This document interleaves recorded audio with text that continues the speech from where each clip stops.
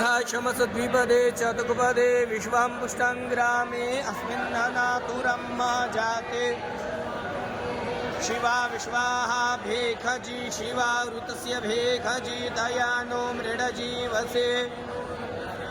वृणक्तु परित्वेखस्य दुर्मतिरघायोः अवस्थिरा माघवद्भिस्तन्भ्वमेढवस्तो मेरुष्टम शिवतम शिवो नः सुमना भव परमे वृक्ष आयुधं निधाय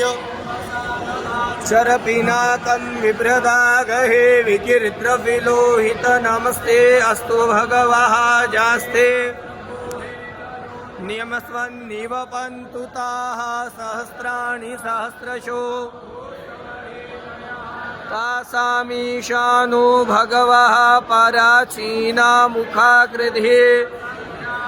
सहस्राणि जे रुद्रा अधिभूम्यां माते खाग्गुसहस्रयोजनेव अस्मिन् महत्यरिणवेन्तरिक्षे भवा अधीते खाग्गुसहस्रयो